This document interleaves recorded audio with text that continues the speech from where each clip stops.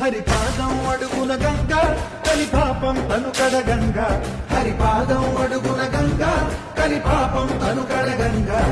వ్యాసం ఇతిహాసం ఆ వ్యాసుడు ప్రవచించంగా ఖడ్డం గణపతిదై బాంబేలో వచ్చిన తుఫాన్ గుర్తుందా? యజుస్సామరు అథర్వ శాఖలుగా ఓంకారేశ్వరి శ్రీహరినగరి ఇదిగో రాబదరి వైకుంఠేశ్వరి సిరికి నగరి అదిగో మహిమగిరి